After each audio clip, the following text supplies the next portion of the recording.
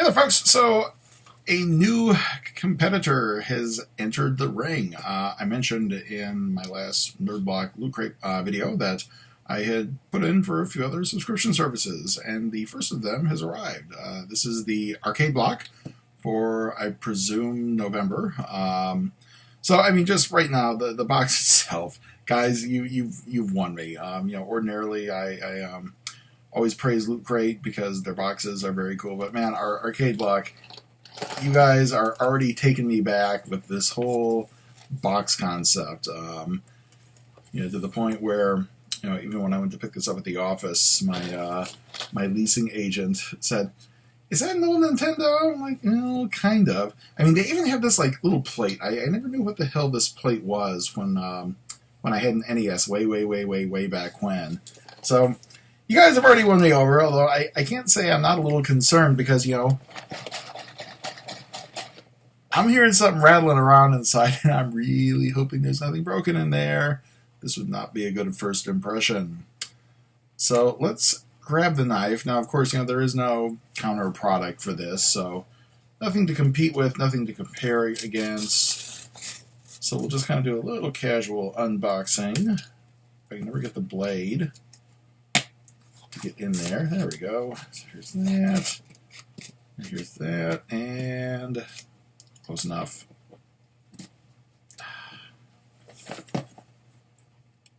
There. So let's move the keyboard over and let's see what we've got in this thing. So, see the t-shirt. We'll look at the t-shirt last, as usual. Gonna go in here and... Okay, so we have... This is a Fallout vinyl mystery figure. So, of course, once again, a very bad nerd moment. I have to admit, I just never got the whole Fallout thing. I grew up as a child of the 70s and the 80s. I'm a Gen Xer. Nuclear war was not fun. Nuclear war was the kind of shit we had nightmares about because Ronald Reagan was perpetually wagging his dick over at the Russians, taunting them to attack us and thrust us into a post-nuclear wasteland. To this day, I remember my 6th grade science teacher in Grand Blanc, Michigan, Keith Hartline, telling us, this was November of 1984... No, November of 83, right before the day after was about to air on TV. He said, if we have a nuclear war, don't worry about it. It'll be a flash and you'll be instantly incinerated. He said you'll be ash before you even have time to feel it, much less think about the fact that you're going to die. And that's kind of heavy shit for an 11-year-old. So Fallout came out, and I'm like, oh, gee, a game where you're living in a giant nuclear fallout shelter and you have to go into a post-nuclear apocalyptic wasteland and adventure. It's like, yeah, I'm going to pass on that. So I never got the whole Fallout thing. I'm not saying it's a bad game, but just not my thing. And I have no idea, so maybe I will have someone in the comments thread either tell me exactly what this character is or probably ask me to sell it to him or eBay it or something. But anyway, so that is our blind figure. So he is apparently holding a car axle. So apparently pretty big dude, man. If he's holding a car axle and what looks like an engine block here, okay, maybe our sizing and scaling is off a little bit, but still, good product compared to some of the stuff that I've seen in past boxes. So far, so good. This, speaking of life in the late 70s and early 80s, okay, you're winning me over very quickly, arcade block. This is a Breakout Atari cap. And, of course, let's see. Oh, shit. So, here's my curse. I have a very large head. By the hat sizing standard, I'm somewhere between like an 8 and an 8.5. And, of course, the problem is every fucking hat out there is about like a 7 3/4 or 7.5. Again, tying in a line from the 1980s, taking a line from the closing theme of Square Pegs, one size does not fit all. But, I've also thought everybody has that $1 million idea. Yeah, look at this. It's just, it's kind of fitting, maybe a little bit. Everybody has that $1 million idea, and I've always thought if I ever had like the venture capital to go out and just make little color-coded extenders for these caps. If I just had the line that every man on the internet has said at one point in time or another, if I just had a couple more inches here, this would actually work. Like without, of course, this top doesn't seem to fit quite right, but man, if I just had a couple more inches, the hat could at least fit on right on my head. That's the word, right on my head. But still, I didn't order hat sizing, so I can't complain too much about it, and I'm liking the theme so far. Let's see here. I see a couple more things in here before we get to the t-shirt. I see... It's called Retro City Rampage DX. I don't exactly know what this is. I will find out. So it seems to be a game.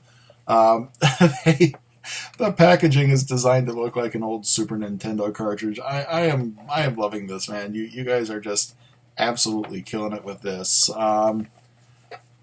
So of course on the back, and I guess there's like a download code inside. I'm about to crack it open and find out. But it's just a blatant ripoff of the Back to the Future poster. So it says, the entire open world is in danger of you. God, I can so relate to that. You are the player. You are out for a friendly frolic of crime capers when suddenly ambushed by the good guys. Will the good guys put an end to your rampage of doom, or are you bad enough to defeat them? Retro City Rampage DX features 60-plus story mode missions, 40-plus arcade challenges, 50 vehicles, 200 character customizations, 25 weapons and power-ups, 8-bit open world, and it says there are 4 versions included. Windows, Linux, MS-DOS, and Mac. Mac! Oh my god, Rocket! Okay, you guys are giving love to Apple. Oh, Jesus. I'm definitely giving you love because you're putting this on OS X, but oh Christ, I opened it up, man. They made it look like an old school floppy disk. You guys, for some of the crummy nerd blocks that I've gotten from you guys, man, you were making up for it. Why didn't you tell me all along that arcade block was like this? Okay, so we have, this was what I was hearing, and all right, so this is my little rattle thing. This is a K'NEX, because generic Lego knockoff is just too blatant.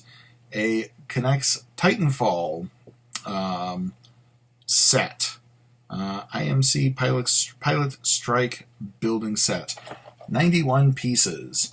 Now, Titanfall was one of those games, I actually got the download for it. It was apparently not successful, and they fire sold it pretty quickly, so I got it on download pretty cheap. Kind of fun, not really enough to engage me for very long, but, it's just one of those... My grandmother used to always say she subscribed to the National Enquirer, and her excuse was always, well, this is my cigarette money. $10 for a game I played for a couple hours, that was my cigarette money, so... There we go, we got a little K'NEX building set. Once I ever get a office at work, I'm kind of in transient housing in my office situation right now. I was told not to settle because I'm probably moving to a more permanent location next semester. So once I have like a resident office where I can put the toys and all the other things in, I will probably take this in there and build it, and we'll have some fun with that. I will be that man-child instructor that it seems like every community college has. Other things in here. So we've got the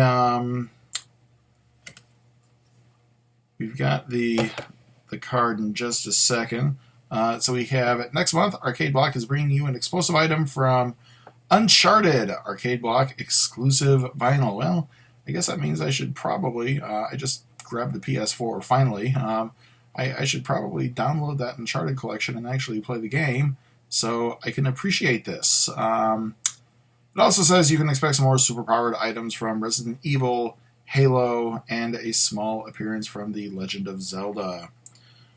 So, let's see. The card, exclusive Retro City Rampage DM. Oh my god. Wow, they even designed the card to look like an old school NES cartridge. You guys are getting way into this, and I'm digging it. Good.